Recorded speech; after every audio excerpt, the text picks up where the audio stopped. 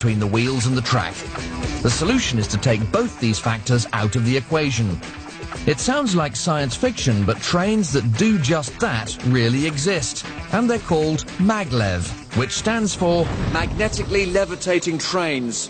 There are no overhead power cables because the power source is built into the track. There's no friction from the wheels because, well, there aren't any wheels. The train is designed to float 10 millimeters above the track, so the only resistance it has is air resistance, which makes this train fast. Very fast. Here at the Transrapid test track in northern Germany, they're testing a technology that they hope has the potential to take over where the TGV meets its limits, with enough speed, not just for intercity, but for intercontinental travel. But like so many record-breaking trains of the past, not one, but two rival operations have been battling it out to turn this technology into the world's fastest passenger service. The German Transrapid system and the Japanese JR Maglev.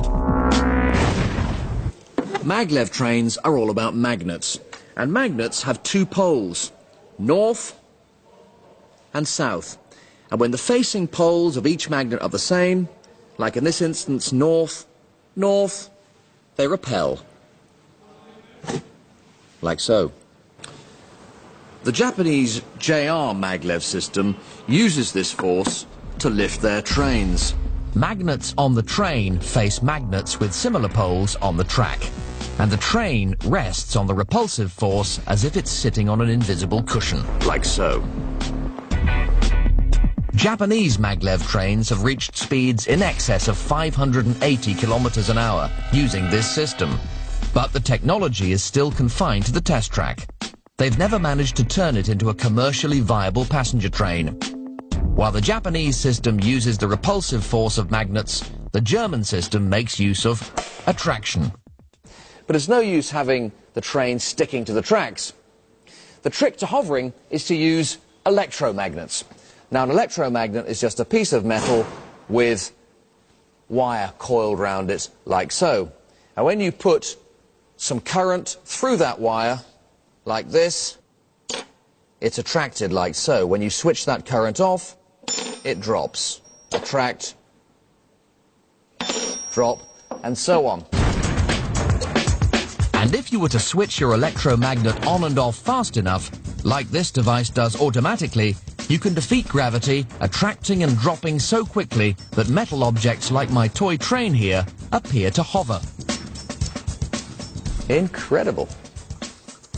I don't know about you, but I think that's pretty damn amazing. And that's magic. The Transrapid has massive electromagnets in here that sit under the track, and when the power is switched on, power on, bitte. The magnets are attracted to the track, and now the train, the whole train, is floating in midair 10 millimeters above the track with magnets at the side here to keep it steady. A completely separate system of magnets built into the test track create a moving magnetic field that pushes the train along with it, just like a surfer riding an invisible magnetic wave. And this makes the system very efficient, because you only need to switch on the bit of track that the train is running over.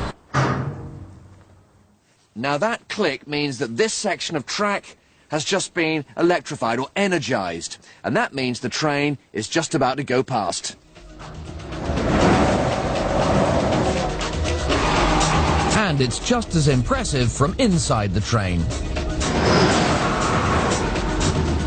We're now approaching the fastest part of the track. Let's go and take a look and see what speed we're actually doing. If I go up here and just check the driver's screen, and we're doing over 300 kilometers per hour. We're still increasing speed now. It's probably about 325, 330. That's already faster than the TGV, and we're still picking up speed. Very exciting, it really is. If we look out the front, we can see that we really are moving. The sensation of speed is phenomenal. Look at that. We're now approaching the top speed, 390, 400. We are at 400 kilometers an hour.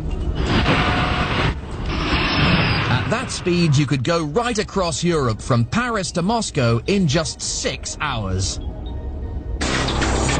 On October the 11th, 2003, the Germans got one up on the Japanese when a 30-kilometer track between the city of Shanghai and its airport opened its doors to the public. Using the German Transrapid technology, this billion-euro project became the world's fastest passenger train, regularly topping 430 kilometers an hour.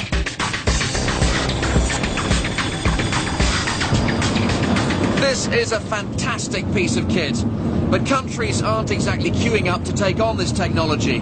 The problem might have something to do with the cost, somewhere in the region of 50 million euros per mile to create a maglev system. Unlike City of Truro and the TGV, it seems that for maglev, simply being the fastest isn't going to be enough. Maglev is going to have to get an awful lot faster.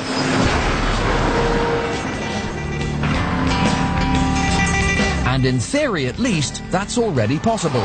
By building vacuum tubes for maglev trains to run in, speeds in excess of 3,500 kilometers an hour would be possible, making the trip from London to Tokyo a jaw-dropping 3.5 hours. Now that really would be massive speed.